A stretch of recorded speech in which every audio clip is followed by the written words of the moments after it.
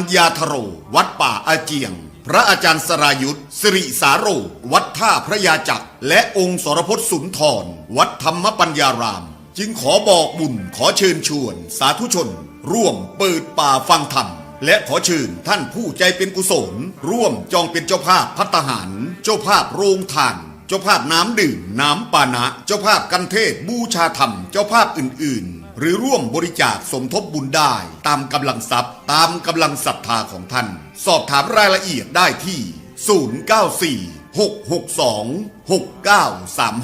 0946926935ผู้ใจกุศลที่อยู่แดนไกลโอนสมทบบุญได้ที่บัญชีธนาคารไทยพาณิชย์เลขที่บัญชี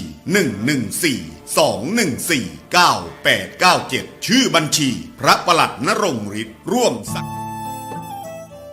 ท่านกำลังติดตามรับฟังสถานีวิทยุกระจายเสียงพระพุทธศาสนาแห่งชาติและสังคมคลื่นเพื่อการศึกษาพระพุทธศาสนาและวัฒนธรรมระบบ FM 104.5 เมกะเฮิรตซ์รายการต่อไปเป็นรายการเสียงธรรมจากสามเณรดำเนินรายการโดยสามเณรสมพงษ์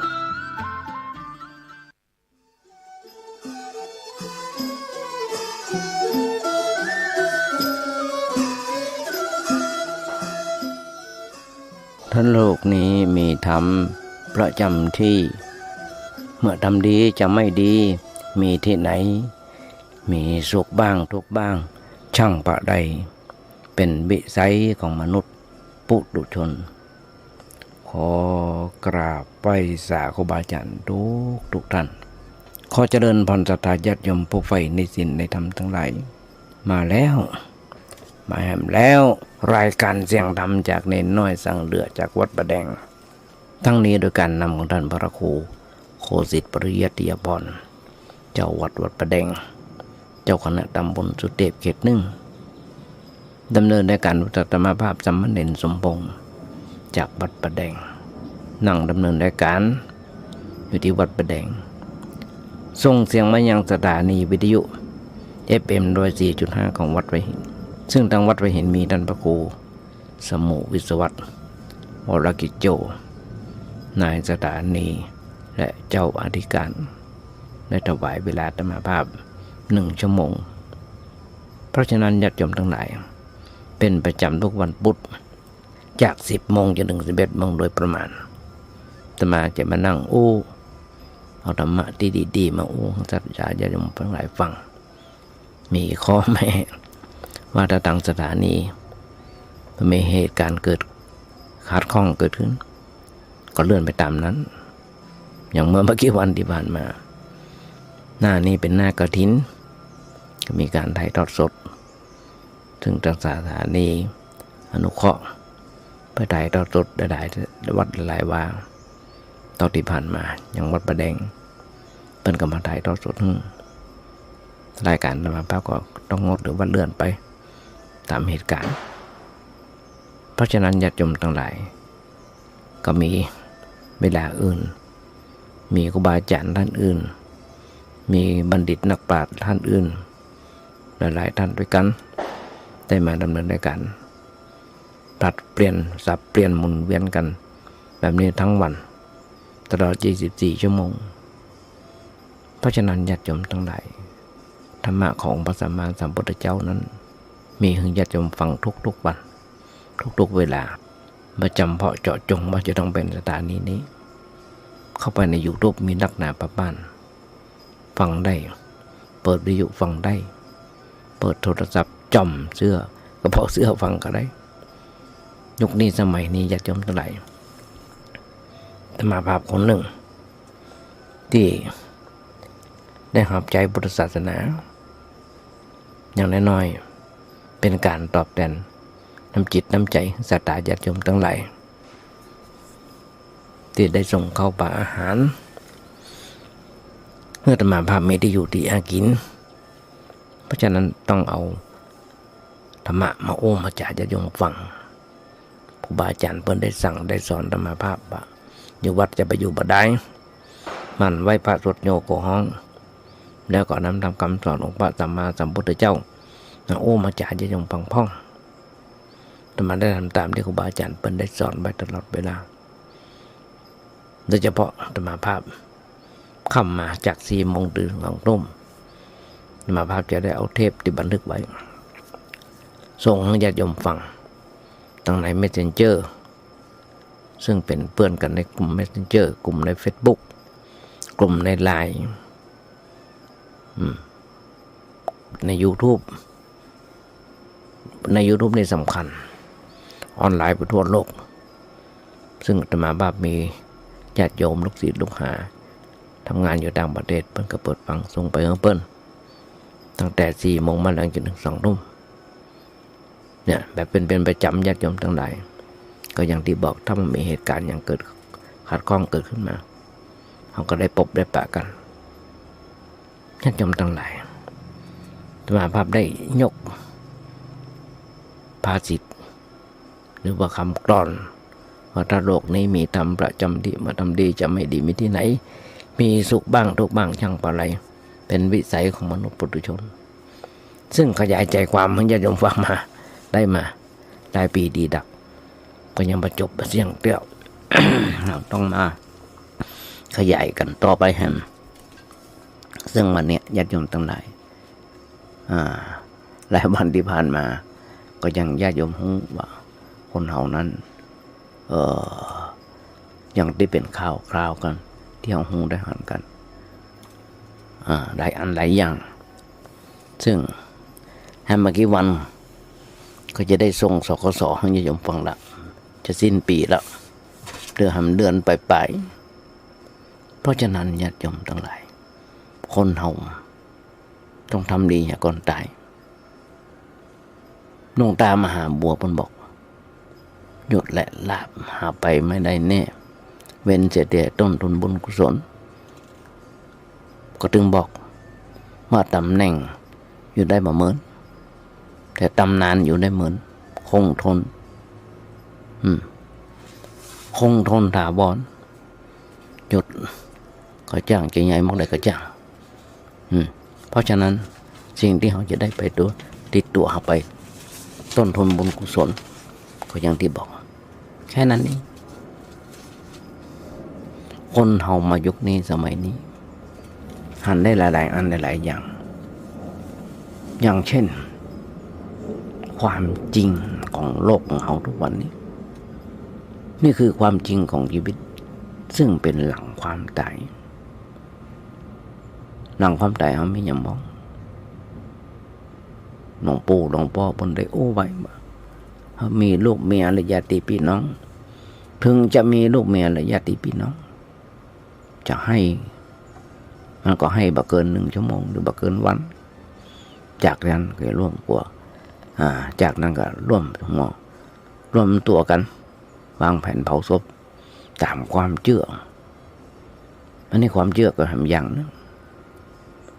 แล้วทำ1 ชั่วโมงต่อมาหมู่เปิ้น10 เจ้าบ้านจะอู้กันเรื่องของเฮาพร้อมกับตั้งวงเล่าและอาหารเข้ามาร่วมสนทนาญาติพี่น้องจะโทรหากันโดยแสดงความเสียใจยุคนี้สมัยนี้นะโทรหากันจะเสียใจด้วยเนอะลง Facebook ลง LINE ลงอย่างต่างๆเพิ่นก็แสดงความเสียใจบางคนก็โทรมาบอกว่าบ่สามารถจะมาร่วมงานได้เนอะนะบางคนโทรศัพท์มันดังขึ้นจากคนที่บอกว่าเฮาเป็นไผได้ไปจากไหนนะหลังจากเผาศพมาแล้วทุกคนจะแยกย้ายกันไปมันมีอย่างเกิดขึ้นลูกหลานสามีภรรยาพ่อแม่ที่เขาบอกห่วงนักห่วงนางแยกย้ายกันทำมาหากินเพื่อดำรงชีวิตต่อไปที่ทำการทำงานของเขาจะหาคนใหม่เข้ามาคนที่ทำการทำงานนะทำบริษัทอย่างทางร้านอย่างต่างๆหรือว่าข้าราชการก็จะหาคนใหม่เข้ามาทำงานแทนของเขาทุกอย่างจะดำเนินชีวิตดำเนินการต่อไปตามปกติแม้กระทั่งรถบนถนนและด้านกาก็ยังเปิดปกติ ถึงแม้มีลูกค้ามาเกิน6 เดือนคนฮักของเขาหรือว่าของนี่กับหอยไข่หัวยิ้มเยอะกับโลกโซเชียลได้เหมือนเดิมครบ100 วันหรือว่ากว่าปีเปิ้นอาจจะมาร่วมกันทำบุญและเรื่องถึงเขาบ้างจากนั้นก็ก้อยหายไปจากความทรงจำของทุกคนเนี่ยญาติโยมทั้งหลายเปิ้นหอมมาบริบทของชีวิตชีวิตทุกคนมนุษย์ครั้งเดียวนั้นเพราะฉะนั้นอย่าคาดหวังอะไรอย่างว่าจะเกิดขึ้นแฮมมันมีใบรับประกันได้ญาติโยมนำมาเกิดเนี่ยเมื่อกี้วันที่ผ่านมาแต่มาได้รับข่าวที่น่าเศร้าใจน่าอินดูมีโยมหลายๆท่านแทบจะทุกบ้านติดชอบเลี้ยงหมาบอกว่าหมาอย่างกระจังเปิ้นได้ประกาศหาบ้านหมา2-3 ตัวมีคนมาขอหับไปเป็นขอไปหับไปเลี้ยงแต่ไม่ได้เอาไปเลี้ยงธรรมดาเปิ้นไปฆ่ากินเนี่ยพอตอนหมดจำยังเปิ้นไปจับไปยับเอามาเจ้าของเปิ้นให้หอนบนตุกนึกบ่าไปอยู่ดีๆแล้วโปรไฟล์เป็นดีเป็นหมาที่น่าฮักน่าจังกับเปิ้นไปฆ่าเนี่ยเปิ้นไปฆ่ากินเนี่ยเป็นเจ้าอย่างนั้นนะมันจะคนไทยนะเป็นเจ้าอย่างจำไม่ได้แล้วเป็นคนว่าเด้อที่ใจดำอำมหิตเปิ้นเอาไปฆ่ากินเนี่ยนะญาติโยมทั้งหลายลองกึกกันนะคนเฮาหูหน้าบอกหูใจแห่งเรื่องเป็นเรื่องที่น่าเศร้าใจเหมือนกันน้อยๆกันมานักมีหนังเรื่องนึงหรือว่าละครเรื่องนึงที่วางยาสลบแมวมีเรื่องมือราวกัน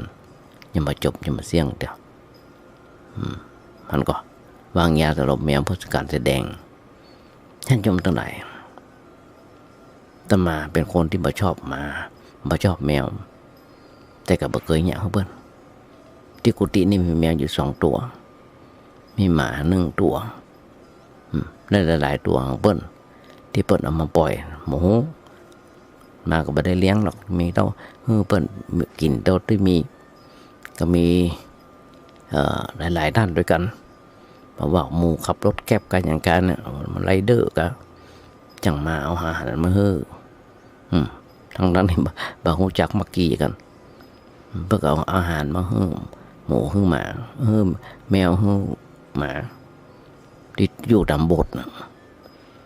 ต้องอนุโมทนาเรื่องนี้อย่างนึงเพราะฉะนั้นคนเขาญาติโยมทั้งหลายบาอาจารย์เพิ่นได้สอนว่าคนเฮาคนผ่านประสานเสริญกันแต่ว่าคนที่ไปว่าบุคคลที่บุคคลว่านั้นแสดงว่าจิตใจต่ำเต็มที่ก็ถึงเกยจ่าญาติโยมทั้งหลายว่าพระเจ้าบอกว่าพาลาปะนันตปะสังสันติทานังนั่นคือคนผ่านประสานเสริญกันถ้ามีการแจกในที่ใดคนผ่านมายินดีปีดาเพราะฉะนั้นเนี่ยญาติโยมทั้งหลายคนเฮาจึงบอกความเชื่ออันนี้ก็หำอย่างนึงที่เราได้ได้เอ่ยกันความเชื่อนี่ก็หำอย่างนึงความเชื่อนี่นะนี่ก็หำอย่างนึงเป็นที่น่าเชื่ออย่างมีเหตุและมีผลความเชื่อนะความเชื่อต้องเชื่ออย่างมีเหตุและมีผลบอกว่าคนเฮาบ้านนอกในกรุงความนับถือความเชื่อก็บ่ต่างกันคนตกคนรวยก็ต่างก็จัง ถึงว่าจะทุกข์รวยต่างกันก็จริงคนรวยเชื่อแบบผิดก็เสียเงินเสียทองญาติโยมจะหันได้มาเชื่อแบบผิดจังใดไปเชื่อหมอดูฮงจุ้ยฮงเจ้ยอย่างต่างๆเสียเงินไปหลายร้อยล้าน10 ล้าน1,000 ล้านหลายล้านหันก็เพราะฉะนั้นเขาเชื่ออย่างได้ทุกเมื่อเชื่อวันบางคนเขาจงเชื่อแบบธรรมะเชื่อในขององค์พระสัมมาสัมพุทธเจ้าเขาต้องเชื่อในองค์พระสัมมาสัมพุทธเจ้า เชื่อในองค์พระสัมมาสัมพุทธเจ้าเชื่ออย่างใดเขาต้องเชื่ออย่างว่าเขาทำดีอย่าก่อนตายอย่าจนทั้งแรงพระสัมมาสัมพุทธเจ้าเป็นโอ้เรื่องธรรมะไปคือว่าถ้าใครอยากจะเป็นอันอย่างต่างๆที่บอกมันอยากยอมฟังว่าความสำคัญของสิ่งของหรือว่าจิตใจของคนเราอันนี้สำคัญว่าของสิ่งที่อยู่ภายในกับอยู่กับตัวอยู่ภายในกับภายในอย่างฮูกได้ประสบมามันทำให้เกิดความคิดขึ้นมาในใจว่าการเป็นอยู่ในสังคมยุคปัจจุบันมันมีความบกพร่องบางสิ่งบางประการในการเป็นอยู่นั่นคือว่าเขาสนใจแต่เรื่องภายนอกนักไปแต่ไม่ได้สนใจในเรื่องภายในอันยังที่มีอยู่นั้นมันเป็นเรื่องภายนอกทั้งนั้นแต่เรื่องเกี่ยวกับจิตใจนั้นมีคนสนใจกันน้อยถ้าใครชอบอ่านหนังสือประเภทธรรมะพ้องจำนวนคนที่อ่านหนังสือธรรมะนั้นยังมีน้อยอยู่จริงอยู่ในสมัยนี้หนังสือธรรมะรู้สึกว่าจะขายดีขึ้นแต่ว่าเมื่อพอสถิติแล้วยังมีน้อยอยู่ซึ่งยุคนี้สมัยนี้อย่างที่อาตมาบอกเราจะอ่านจะฟังจะพอ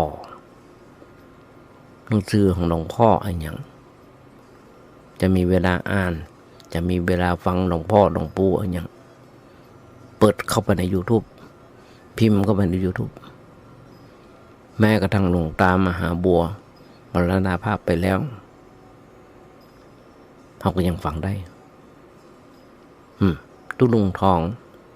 ดาวค้างฟ้านักเทศชั้นอ่องก็ยังฟังได้อยู่พิมพ์กับบันใน YouTube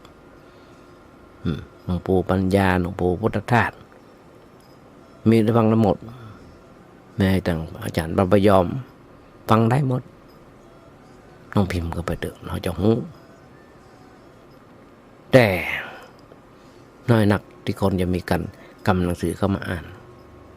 บางคนชอบความเงียบความสงบมีบ้างชอบความสงบก็นั่งอ่านหนังสือเพราะคนอ่านยังมีจำนวนจำกัดบางทีอย่างที่เราได้ข่าวในเชียงใหม่ของเรามีร้านหนังสือต่างๆได้เลิกลาไปบ่ขายแม้กระทั่งร้านเจ้าหนังสือที่ใหญ่โตในเชียงใหม่ของเราก็ยกเสียงไปหนังสือพิมพ์ค่อยจางหายไปรายเดือนก็จังรายวันก็จังส่วนมากชาวพุทธในเชียงใหม่ของเราธรรมจักสุเขามาหากุมงกุฎพุทธศาสนาที่ชัยยาพุทธจักรที่วัดมหาธาตุเรื่องศีลธรรมเป็นต้นมีหลายฉบับที่ออกกันอยู่ ไปถามจำนวนพิมพ์ว่าพิมพ์นักเท่าไหร่เจ้าพุทธตอบที่มาอยู่ที่ยังไม่พิมพ์นักที่สุดเกือบเป็นพันเล่มธรรมจักสุประดึงอ่านกันอยู่อย่างธรรมาภาพถึงเคยบอกญาติโยมทั้งหลายว่ามนุษย์ต้องใช้กำลังเป็นเครื่องตัดสินปัญหามนุษย์ต้องใช้กำลังเป็นเครื่องตัดสินปัญหาเพราะฉะนั้นเมื่อมีความเข้าใจในเรื่องอย่างนี้เมื่อมีปัญหาอย่างเกิดขึ้นบ่ค่อยจะใช้ปัญญาเป็นเครื่องตัดสินปัญหาแต่ชอบแต่ว่าชอบใช้กำลังเป็นเครื่องตัดสินการใช้กำลังเป็นเครื่องตัดสินปัญหานั้นไม่ใช่วิสัยของมนุษย์แต่มันเป็นวิสัยของเดรัจฉานสัตว์เดรัจฉานมันบ่มีปัญญามันมีความคิดความอ่านเพราะฉะนั้นเมื่อจะทำอันอย่างก็เอากำลังเขาว่าถ้าไผ่กำลังนักก็ชนะไปถ้าไผ่มีกำลังน้อยก็แพ้ไปอันนี้เป็นเรื่องกำลังทั้งนั้นเพราะกำลังยังบ่พอเดียวมีน้ำอมฤต น้ำอมฤตแบบน้ำเมาเข้าไปสิ่งในท้องในสมองตัวเขากินฆ่ากันหันกันอยู่แถมไปด้วยยาบ้ายาม้ายาอีอย่างต่างๆหันกันอยู่เมื่อกี้บันที่ผ่านมาขึ้นไปเต้นบนเวทีลำวงเอาขึ้นไปโปรยบนเวทีเยอะเย้ยตำรวจ200 กว่าเม็ด100 กว่าเม็ดอีกอะเอาไปโปรยบนเวทีญาติโยมทั้งหลายแปลกใจ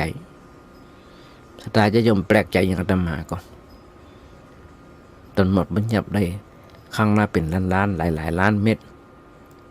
มันดิดมันเล่นเลยดิดิดเล่นรอดเล่นรอดออกมาอย่างไรคนใบเมายาบ้ามีหำนักหนาป่าปันเอาได้ว่าเป็นทุกอำเภอทุกตำบลทุกจังหวัดเกลื่อนเมืองไปเลยแต่มนุษย์ทั้งเป็นผู้มีความเจริญทางร่างกายมีความเจริญทางด้านจิตใจเมื่อมีปัญหาอันอย่างเกิดขึ้นกับบุคคลจะใช้กำลังแต่คนใช้สติปัญญาใช้เหตุใช้ผลในการจะแก้ไขปัญหานั้นสามีภรรยาดูด้วยกันถ้าผิดพ้องมองใจกันก็ตุบตับตีหัวกันแทงหัวกันอย่างตะวาบนซืนแทงเปิ้ล17 แผลก็แผลเดียวก็ตายแล้วอันนี้17 แผลแทงเมียแล้วตัวเก่าต้องหนีออกมาบ่ได้ตำรวจคุ้มกันจนโอ้จะคุ้มกันอย่างไร หัว10 สาวเจ้าบ้านปีปองน้องไปเป็นตึบเอาเป็นตึบเอาก็จะตุบตับเอานี่ก็เหมือนกันสามีภรรยาอยู่ด้วยกันถ้าผิดพ้องมองแก่กันคือดีกว่ากันอย่างนั้นมันก็ไม่ใช่วิสัยของคนของอันอื่นไปไม่ใช่วิสัยของผู้มีความเจริญผู้มีปัญญาผู้มีการศึกษาประเดี๋ยวเนี่ยญาติโยมทั้งหลายคนเขาอ้างกันว่าเป็นผู้มีการศึกษาเป็นปัญญาชนอาตมาได้ยินคำนี้บ่อยๆว่าไอ้พวกปัญญาชนเช่นนักศึกษาพ้นห้องกันว่าเป็นชั้นปัญญาชนหรืออย่างต่างๆอย่างที่เขาอู้กันสังเกตพอคนที่ห้องตัวเก่าว่าเป็นปัญญาชนเนี่ยก็ยังอยู่ในสภาพที่ห้องว่าปัญญาอ่อนยกพวกตีกันมาเว้นแต่ละวันข่าวต่าง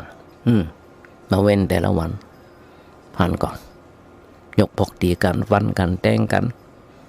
14 15พอเตอะยัดยมทั้งหลายเขาจะหันกันได้นี่เป็นพวกปัญญาอ่อนไม่ใช่ปัญญาชนปัญญานั่นแหละปัญญาอ่อนปัญญา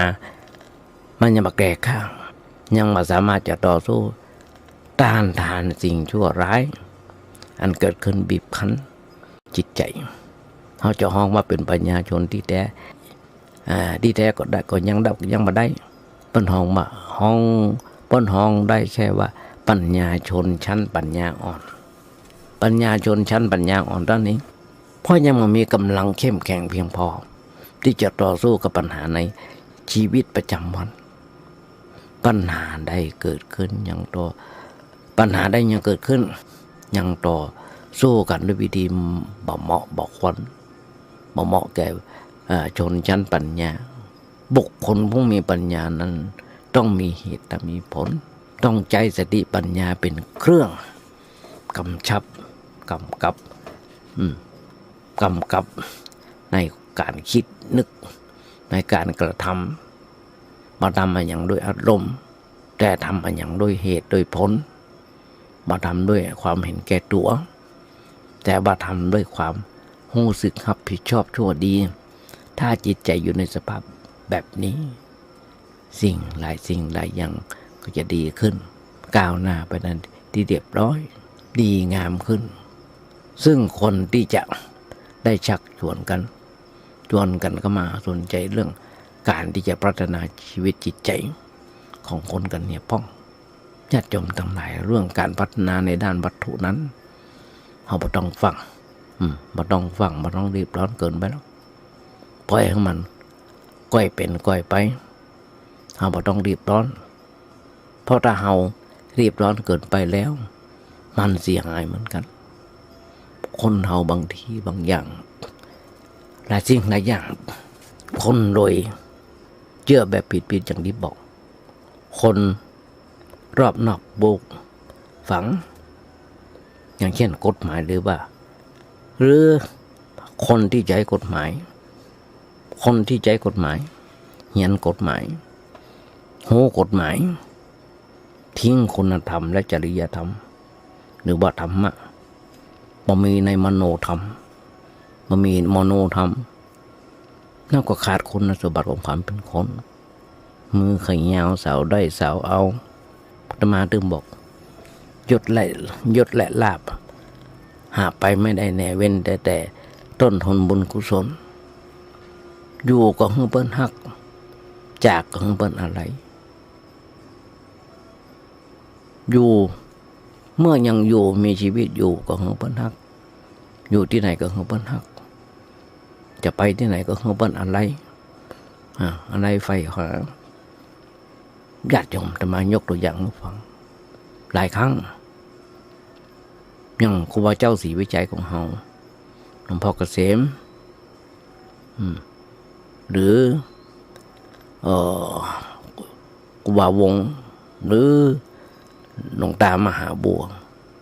แต่ก่อนจะมาห้องเปิ้นเน้นว่าหลวงตามหาบัวเนี่ยเป็นว่าหลวงพ่อแจก หรือว่า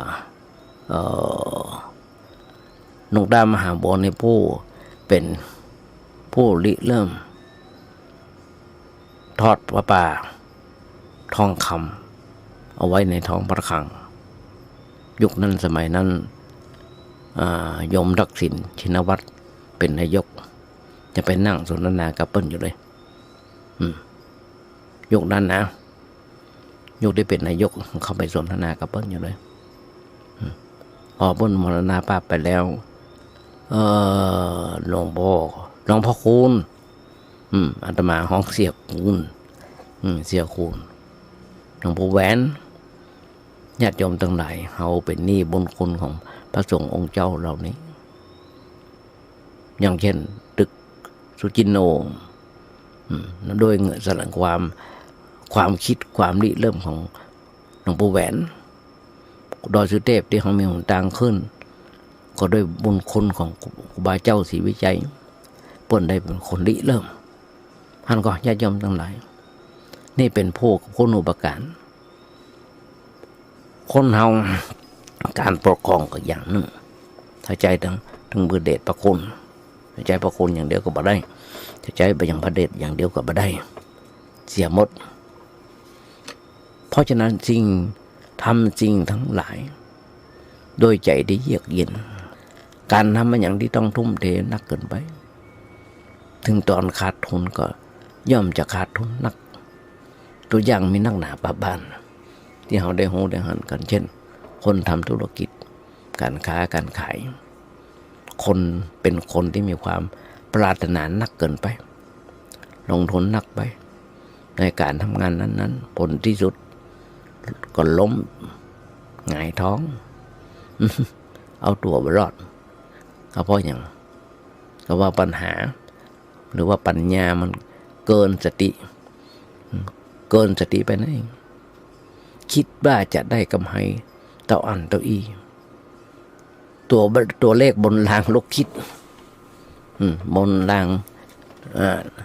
ตัวเนี่ยบนรางแป้นพิมพ์เครื่องบนเครื่องคิดเลขมันเห็นแจ่มชัดแต่ว่าพอดีดลูกคิดออกมาแล้วมันแจ่มชัดว่าจะต้องกำไรเต่าอันเต่าอีแต่ว่าเอาแต่แล้วมันไม่ใช่อย่างนั้นมันไม่ได้อย่างนั้นเลยต้องขาดทุนแต่ว่าคนที่เปิ้นบางคนเปิ้นเตียวอย่างจ้าเตียวอย่างระมัดระวังก็เตียวไปทีละก้าวอย่างระมัดระวังเปิ้นบ่ค่อยพลาดเปิ้นไปถึงจุดหมายได้อย่างเรียบร้อยบ่วุ่นวายนักเกินไปอันเนี้ยคนจะถือเป็นหลักประจำจิตใจว่าอย่าทำมันอย่างด้วยความอยากที่เกินพอดีมีแต่เพียงความอยากที่จะกระทำแล้วก็ทำไปด้วยใจที่สงบเยือกเย็นบอกคิดว่าจะต้องเอาเต้าอันเต้าอี้จะได้อย่างนั่นอย่างนี้ญาติโยมทั้งหลายอย่างเช่นความเชื่ออย่างนึงย้ำเสมอว่าต้องเชื่ออย่างมีเหตุและมีผลยุคนี้สมัยนี้แชร์ออนไลน์แชร์ลูกโซ่อันอย่างต่างๆมีประเดประดังเมืองเฮาในโทรศัพท์นักหนาประปานลงทุนกู้อย่างอันอย่างอี้มีเฮาได้ปูได้หันกันแท็กทีมมาโอ้ยญาติโยมทั้งหลายปนรวยกันเป็นพันล้านไอ้หมูเป็นคนโกงปนนั่นนะกู้นั่นนะแต่คนที่เสียหายก็คือลูกแชร์ญาติโยมจำได้ก็ว่าแชร์แม่ชะม้อยที่นี่ที่ว่าพันหนังได้ข่าวเหมือนแล้วเป็นทองคำตรงนั้นเลยฉาบด้วยปูนไว้ไปตุกไปยังเอามาเป็นทองคำต้องไปเอามาแจกมาใส่เพิ่นติดคุกตลอดชีวิตแต่บะตอนนี้ออกมาแล้วเปลี่ยนชื่อเป็นแส่ใหม่มูอยู่ที่ไหนนะญาติโยมทั้งหลายเกิดเหรอปัจจุบันที่ผ่านมานะคนที่ถูกจับไปมีว่าน้อยได้ต้องจับต่อไปครับเจ้าหน้าที่บ้านเมืองต้องจับต่อไปครับระดับด็อกเตอร์ยังถูกโกงเลยยังถูกยุเลยมาต้องบางอย่างหมู่เฮาถ้าคนใดมีความโลภเข้ามากล้ำกายในจิตใจของเฮาของคนนั้นก็จะยุ่งแบบเนี้ยจะเสียหายแบบเนี้ยบางคนถึงกับฆ่าตัวตายเพราะฉะนั้นญาติโยมทั้งหลายเราต้องทำด้วยจิตใจที่สงบที่เยือกเย็นบอกคิดว่าจะต้องเอาต่ออันตัวอี้จะได้อย่างอันอย่างอี้ญาติโยมทั้งหลายสิ่งทั้งหลายมันมาอยู่กับเรามันมาอยู่ในการบังคับของเราจะบังคับมันว่าเพื่อได้ต่ออันตัวอี้มันก็มาได้สมมติว่าเราเปิดอันอย่างขึ้นสำหรับในการสำหรับนักท่องเที่ยวเข้ามาชมมาแอวเราจะนึกว่าวันหนึ่งของมีคนเข้ามาพอมากอยสัก100 คนก็พอแล้วมันไม่ได้เสมอไปญาติโยมทั้งหลายวัดวาศาสนาต่างๆหลายที่หลายแห่งเปิดเป็นสถานที่ท่องเที่ยวบางคนจม บางวัดบางวาจมวัดขาดทุนต่ออันตัวอีก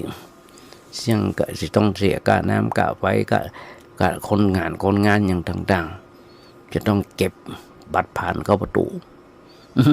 คนละ20 บาทละอ่อนตั้งแต่10 ขวบ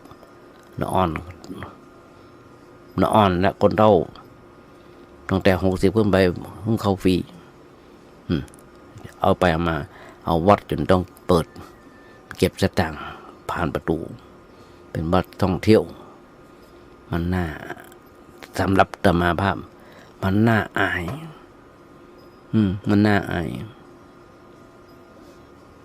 เพราะฉะนั้นสติปัญญาเป็นเครื่องกำกับการกระทำบ่ได้เป็นไปในรูป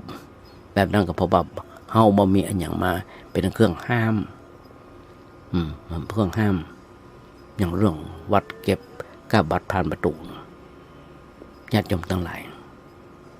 สำนักพุทธก็จ้างเจ้าคณะอำเภอตำบลอย่างก็จ้างเรื่องของเปิ้นบอกเรื่องของเปิ้นเป็นเรื่องของวัดมันเกิดไปอ่านหมอมานึกถึงคำว่าทุกวันนี้วัดไม่ใช่ของเฮาวัดเป็นของศรัทธาญาติโยมเป็นของทุกคนเป็นของพุทธศาสนาไม่ใช่ของใครของใดคนหนึ่งเพราะฉะนั้นก็ดึงบอกมันมีห้ามล้อจิตใจคนเขาได้มีห้ามมีล้อมีเบรกห้ามล้อนั่นก็คือศีลคนเขามีศีลมันไหลไว้เกินไปจนกระทั่งลงเหี่ยวไปเลยถ้ามันมีเบรกอันเนี้ยเป็นตัวอย่างนักหนาปะปานแต่ถ้าหากว่าเขาทำมาอย่างด้วยความระมัดระวัง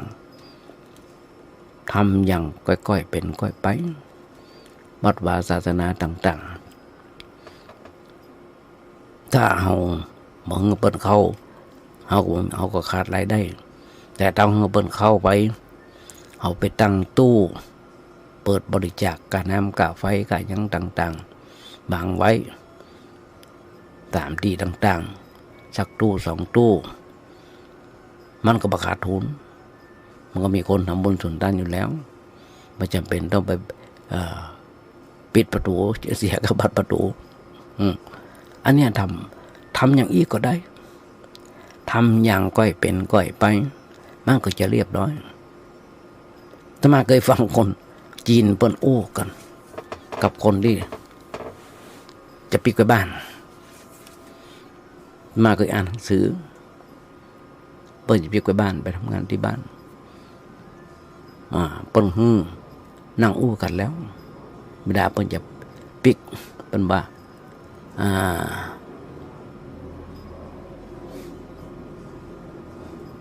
เดินจ้ามาก็เดินจ้าเปิ้นบอกว่าคนจะไปจ้ามันไปนั่งคิดไปมันเป็นคติไม่ใช่ว่าเพียงแค่เดินแต่จ้าแต่เป็นคำสอนในตัวสอนว่าเดินจ้านั่นก็หมายความว่าระมัดระวังอย่าก้าวพรวดพลาดจะก้าวไปสักก้าว2 ก้าวก็ต้องมีสติปัญญากับการก้าวไปจะไปลงทุนค้าขายประกอบธุรกิจกันอะไรนึงจะไปก็ต้องค่อยๆก้าวไปต่อไปพอมันรอบขวาซ้ายหน้าหลังก็เดินเหมือนกันเมื่อกี้วันที่ผ่านมาอ่านพอในYouTube หรือว่า Facebook นะจำมาได้มีโยมอยู่ครอบครัวนึงเพิ่นจะลาปิกบ้านไปอยู่บ้านไปลาเจ้านายไปลาเจ้านายเพื่อไปอยู่บ้านไปทำไปอยู่บ้านเจ้านายก็ใจดีเป็นคนที่มีคุณธรรมก็เงินเดือนเงินก้อนนึงเพื่อไปก่อร่างสร้างตัวในชีวิตทำไมอันเนี้ยเป็นนายจ้างที่มีคุณธรรมเพราะลูกจ้างเป็นคนที่มีคุณธรรมและใฝ่ดีท่านก็จะยมทั้งหลาย มีนักหนาบ้านในเรื่องหมดนี้ในคนไทยของเขาสิ่งสำคัญที่สุดใครควรก่อน แล้วถึงทำมันจะดีกว่าซึ่งอาตมาได้ยินและอ่านหนังสือปนโออย่างนี้มาหลายคน อย่างเช่นคนจีนแต่ครั้งหลายหนเลยก็เอามากึดบ่ามันเป็นคติเป็นธรรมะอยู่ในตัวบ่าบันเกียรนั่นหมายความว่าเดินช้าๆเดินอย่างระมัดระวังคือก่อนการสอนธรรมะเองบันเกียรนี่เป็นภาษาจีนฮกเกี้ยนดันไปหูว่าภาษาจีนฮกเกี้ยนซึ่งตอนที่ทำงานเมื่อสมัยทำงานอยู่ที่โรงแรมเจ้าของเป็นคนจีนทั้งนั้นเลยเวลาปนอู้กันพอจำได้คล้ายๆคร่าวๆจำแต่กำล้อเล่นกับเปิ้นอู้เล่นกับเปิ้นแต่ว่านั่นเป็นการฮื้อปอนในขณะที่เขาจะจากไปก็น่าจะเป็นกำเดือนที่เหมาะสมอยู่เพราะว่าการทำมันอย่างด้วยความระมัดระวังบ่เสียหายซึ่งพระพุทธเจ้าอู้ว่านิสัมมะกริยังเสยโยใครคนก่อนถึงทำดีกว่าเพราะสิ่งที่เขาทำลงไปแล้วถ้าหากว่าทำผิดไปแล้วมันจะแก้ไขไม่ได้ทำแล้วก็เป็นอันแล้วกันไปเขาจะมาแก้อันนั้นอันนี้มันบ่ไหวนอกจากว่าเลิกบันเหียเลิกบันเหียแล้วก็ตั้งโต้ตอบไม่ต่อไปคนเฮาถ้าตั้งต้นบ่อยๆตั้งต้นบ่อยๆนั้นมันก็บ่ก้าวหน้ามีแต่เรื่องตั้งต้นมันก็อยู่ติดเดียวที่เดิมนั่นเองมันก็อยู่ที่เดิมนั่นเองแต่ถ้าเฮาตั้งต้นไว้ดีงานมันก็สำเร็จไปได้กึ่งนึงแล้วเฮาก็ก้าวไปเรื่อยๆด้วยความระมัดระวังญาติโยมทั้งหลายสิ่งทั้งหลายสิ่งและอันใดสิ่งที่เกิดขึ้นจะเรียบร้อยเป็นไปด้วยดีทุกที่เกิดจากความใจร้อนใจเร็วในสังคมของเฮาทุกวันนี้มีอยู่ปัจจัยน้อยเพราะว่าในแง่อันอย่างทำมาอย่างด้วยความใจร้อนมันเกิดปัญหาแล้วก็มาอู้ว่ารู้เท่าไม่ถึงการกรรมเนี่ยรู้เท่าไม่ถึงการยังใจได้อยู่เสมอเอามาใจกันอยู่ตลอดไปแม้กระทั่งในศาลเมื่อจันไหนเพิ่งก็ตัดสินปัญหามาแล้วว่าหูเต้าบ่ถึงการสำหรับคนที่มีใจคดบ่เฉพาะเรื่องบุคคลเรื่องการเมืองการบ้านการเมืองก็เหมือนกันถ้าทำมันอย่างด้วยใจฮ้อนใจเดียวก็เป็นปัญหาวุ่นวายอย่างประเดียวเนี่ยอย่าจำไรเขาจะหันได้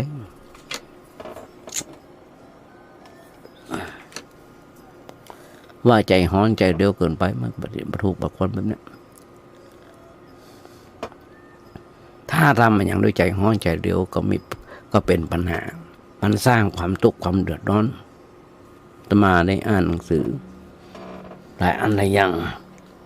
หู้จักยอมได้มาใจจะดึงดันเสมอไปตามหลักในการในทางพุทธศาสนานั้นเราควรจะถือว่าเป็นวัฒนธรรมของเจ้าพุทธอยู่อย่างหนึ่งคนไทยเอาใจกันมาตั้งแต่โบราณคือในเรื่องที่ว่ายอมได้ไม่ใช่จะดึงดันเสมอไปบางครั้งบางคราวก็ต้องยอมเขาปนพ้องบ่ใจจะเอาชนะเสมอไปคนเราเกิดมาชีวิตอยู่ในโลกนี้มันมีแต่แพ้บ้าง ต้องมีชนะบ้องแพ้บ้องชนะบ้องมีได้มีเสียบ้องเป็นเรื่องธรรมดาทีนี้เราจะเอาแต่ได้แล้วมันจะมีอย่างมันจะมีอย่างที่ไหนจะเอาชนะเอาแต่จะชนะมันจะมีที่ไหนมันต้องผ่อนมันต้องผ่อนกันได้ยอมกันได้พ้องบางครั้งบางคราวเขาก็ยอมเพื่อเปิ้นชนะบ้องบางครั้งเขาก็ต้องชนะบ้องชนะเปิ้นบ้องห้องว่าผลัดกันแพ้กับกันชนะไม่ใช่เอาชนะแต่เพียงอย่าตาเดียวไม่ใช่จะเอาแต่เพียงแต่เรื่องได้อย่างเดียวต้องมีการเสียบ้องกู้กันกับการได้ถ้าไผ่มีแต่จะเอา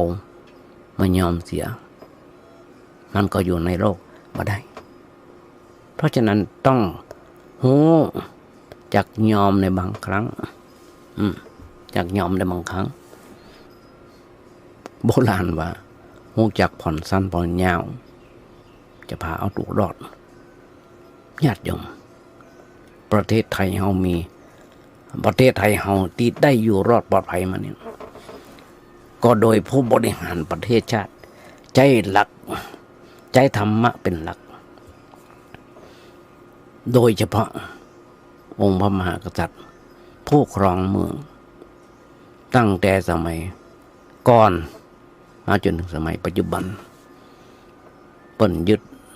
มั่นในพระธรรมคำสอนองค์พระสัมมาสัมพุทธเจ้านับถือจริงๆเอามาถือเป็นหลักเป็นภ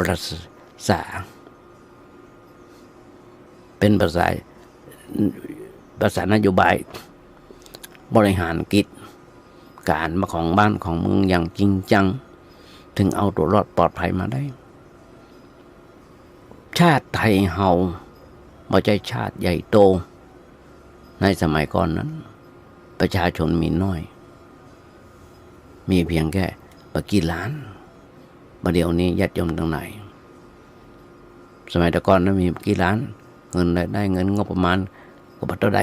ปีนึงประมาณประกี่ตังค์จะไปสู้ระบบมันก็ไผ่บุไหวอย่างไผ่แต่ก่อนนะถ้าบ่ฮู้จักผ่อนสั้นผ่อนยาวบ่ฮู้จักยอมอย่าบ้องเฮาคงเอาตัวบลอดถ้าไผ่ได้อ่านในประวัติศาสตร์อันนี้เป็นหลักการที่เฮาหันกันอยู่ว่าการกระทำแบบนั้นบ่ได้เสียหายแต่ว่าคนเฮามันมีทิฏฐิมันนะคือมีความหันดันไปเรื่องเดียวแล้วก็จะดันไปอยู่ท่าเดียวมันยอมผ่อนสั้นบ่อนยาวมันยอมเปลี่ยนแปลงการกระทำแบบนั้นกลายเป็นเรื่องดื้อรั้นไปเป็นเรื่องอุปทานไปทีนี้เมื่อมีการดื้อรั้นมีอุปทานแรงในเรื่องใดก็ตามมีแต่ปัญหาคือความทุกข์ความเดือดร้อนยิ่งมาเดียวเนี่ยญาติโยมทั้งหลายประชากรของประเทศไทยของเรามี70 ล้านคนสมมติความจริง60 กว่าล้าน70 ล้านคนเขาจะเอาใจคน60 ล้านคนเป็นไปไม่ได้คนถึง70 ล้านคนมันมีปัญหาเหมือนกันทั้งนั้นทีนี้เมื่อมีการดื้อรั้นอยู่มีอุปทานแรงในเรื่องใดก็ตามมีแต่ปัญหาคือความทุกข์ความเดือดร้อน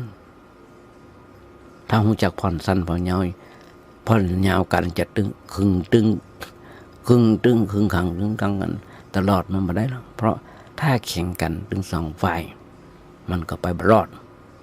เพราะฉะนั้นต้องผ่อนกันพ้องพอที่จะเข้าปะหากันได้อันนี้นับเป็นเรื่องเกี่ยวกับความรู้สึกนึกคิดในทางจิตของจิตใจของคนเราโดยเฉพาะเพราะฉะนั้นถ้าหากว่าเราจะได้สนใจแนะนำชักจูงบุคคลในครอบครัวในวงการวงงานมุ่งหันหน้าก็หาธรรมะกันให้บ้อง ก็จะเป็นความสุขในการปฏิบัติหน้าที่แต่ว่ายังมาหันประโยชน์ในเรื่องนี้กันนักหนาเท่าไหร่บอกคิดในเรื่องนี้ ต้องคิดและคิดในเรื่องนี้ คิดแต่ว่ามีงานฮื้อทำจ่ายเงินเดือนฮื้อเปิ้นฮื้ออาหารเปิ้นกินคนเฮามันบ่มีน้ำใจต่อกันถ้ามีน้ำใจต่อกันแล้วก็โคตรกันขึ้นมาสักตัวท่านเองมันบ่พอหน้ากันแล้ว จะเอาหึงได้จะชนะหึงได้บ่ฮู้จักบุญคุณต่อกันบ่สนใจเยื่อใยไม่ดีต่อกัน แล้วสิ่งที่ผิดกันในระบบแบบโบราณก็มีมากโบราณมันบอกปลูกจิตไม่ปลูกไม่ทีจิตสร้างความสัมพันธ์ในใจเนี่ยในแบบของคนโบราณคนไทยเขานั้นยังมีเยื่อใยไม่ดีต่อกันเช่นคนใจกับนายก็มีไม่ดีจิตต่อกันเพื่อนกับเพื่อนมีไม่ดีจิตต่อกันมาทำอันอย่างแบบหุนหันพลันแล่นคือเปิ้นคิดข้างเปิ้นคิดข้างหน้าข้างหลังของคนบางคนเปิ้นคิดตั้งหน้าตั้งหลังมาตั้งหน้าต่อไปยังจะเอาอาศัยกันต่อไปแฮมว่าใจว่าจะเลิกมาพอหน้ากันนะวันนี้หามได้ แต่คิดว่าเฮายังจะอยู่กันต่อไปญาติโยมทั้งหลายนี่คือมโนธรรมนี่คือมโนธรรมคนทุกคนต้องมีมโนธรรมบ่ว่าใหญ่น้อยบ่ว่าจะยศสูงยศถาบรรณศักดิ์นั้นไหนก็จะต้องมีมโนธรรมคนเฮาถ้าขาดมโนธรรมแล้วก็อย่างที่บอกอยู่เฮือเพิ่นฮักจากคือเพิ่นอะไร มันจะอยู่เฮือเพิ่นจังไปก็เฮือเพิ่นจะแจ้งการอยู่ด้วยกันนั้นถ้าอยู่แบบแตกร้าวมันไม่มีความสุขมันก็ไม่หักแล้วภาชนะที่แตกแล้วเฮาจะเอาไว้พอโกโก้มาติดกันเข้าจะเอากาวมาติดกันมาได้มันก็ติดได้แค่ปกี่วันมันก็ติดได้แค่ว่ายกขึ้นพอดอันนี้ใจมันสบายโหว่าจานใบนี้มันแตกแล้วจะเอาไปใส่อย่างก็ไม่ได้นอกจากว่าเอาไปใส่ตู้ไปพอเล่นพอลวดได้มาแล้วเนี่ยของโบราณถ้วยกาไก่เนอะถ้วยกาไก่โบราณเนอะสมัยแต่ก่อนเนอะลายแตกลายงายไม่ได้เปลือกลำปาง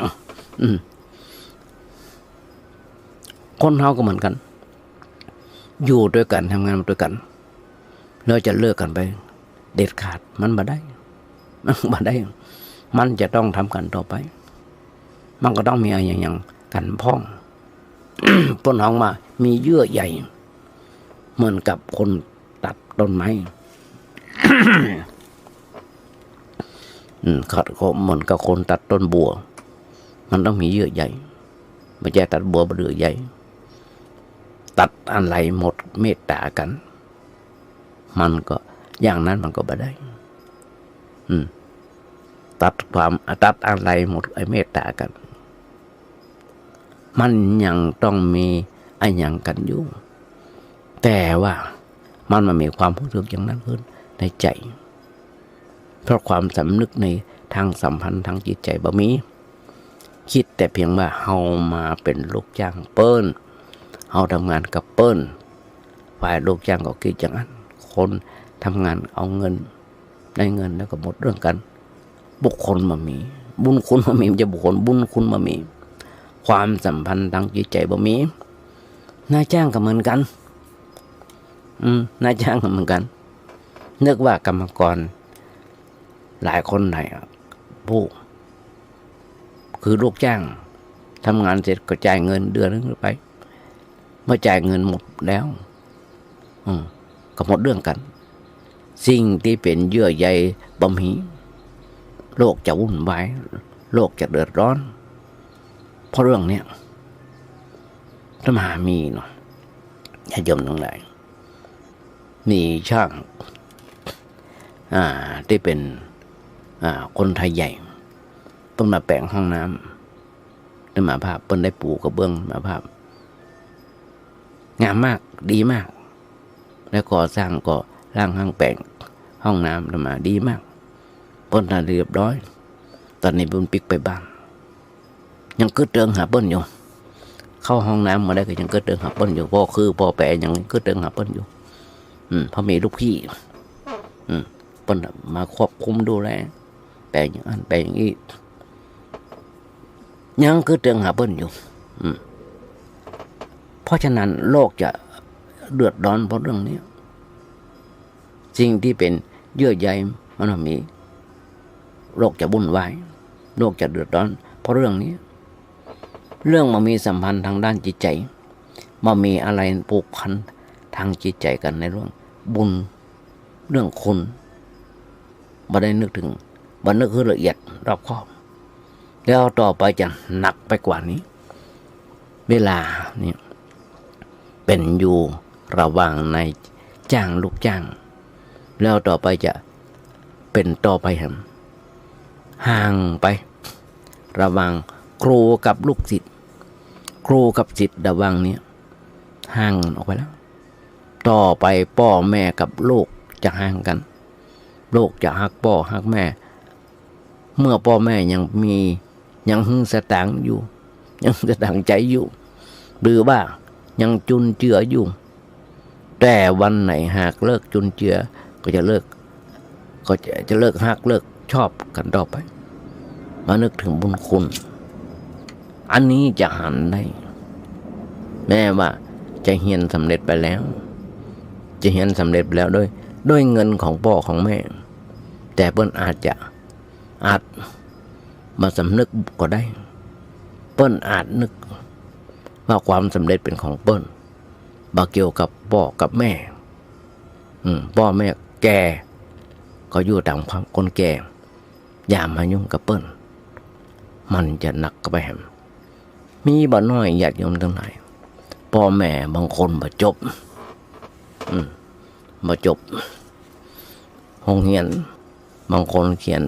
ยนได้อ่านออกแต่มีความสามารถส่งลูกห้ำเรียนจนถึงกับเป็นด็อกเตอร์บางคนอายหรอกอายว่าจะมีพ่อมีแม่เป็นคนอย่าให้ใส่สวนทำให้ใส่นาไถนาหลังสู้ฟ้าหน้าก้มพอดินแต่สามารถส่งลูกเรียนถึงด็อกเตอร์บางคนญาติโยมทั้งหลายเป็นที่น่าปลื้มใจที่ปัจจุบันที่ผ่านมาได้มีนิสิตนักศึกษาจบปริญญากันสวมชุดคุยกันพ่อแม่บางคนกลัวลูกอายเสื้อผ้าขาดรุ่งริ่งหรือปะนั่นปะนี่หรือว่าเปื้อนนั่นเปื้อนนี่จะเข้ามากอดแม่จะเข้ามากอดกลัวอายเปื้อนแม่กลัวอายลูกเปื้อนลูกแต่ลูกกลับบ่อายบางคนเอาชุดคุยมอบให้พ่อให้แม่สวมใจเอาหมอกสวมให้ปลื้มอกปลื้มใจเอาใส่ให้พ่อให้แม่รับปริญญาด้วยแล้วก็รับเอากับพ่อกับแม่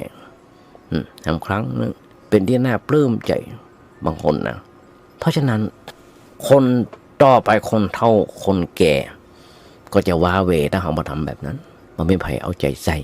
จะเกิดความทุกข์เกิดความเดือดร้อนร้อนใจจิตใจก็จะต่ำลงไปสังคมก็จะเปลี่ยนแปลงไปเพราะคนมุ่งแต่จะแสวงหาวัตถุเป็นเครื่องยังชีพโอ้ญาติโยมทั้งหลายวันนี้เลยเวลาเพิ่นทำละต้องอภัยก็กราบขออภัยญาติศรัทธาญาติโยมทั้งหลายด้วยขออภัยก็กราบขอพระคุณน้ำใจของท่านพระครูสมุวิศวบรกิโจด้วยเลยเวลาไปแล้วทั้งนี้ญาติโยมทั้งหลายโดยเวลามันนักละขอเอานำรายการนี้จากศรัทธาญาติโยมไปก่อนท้ายรายการมันขอศรัทธาญาติโยมทั้งหลายขอมีความสุขมีความเจริญคิดสิ่งหนึ่งสิ่งใดสมความมุ่งมั่นปรารถนาขอญาติโยมอย่าเจ็บอย่าไข้กันเลยขอเจริญพร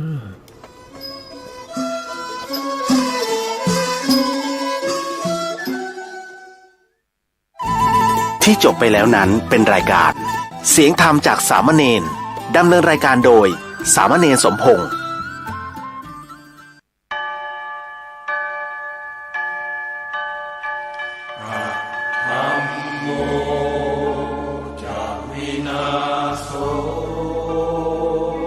สวนป่าสามัคคีธรรม บ้านสามัคคีตำบลบ้านผืออำเภอจอมพระจังหวัดสุรินทร์ขอเชิญสาธุชน ร่วมงานเปิดป่าฟังธรรม ในวันที่ 14 และ 15 ธันวาคม พุทธศักราช 2567 กำหนดการ 14 ธันวาคม 9 นาฬิกาเริ่มลงทะเบียน 16:30 นาทีทุกภาคส่วนพร้อมในงาน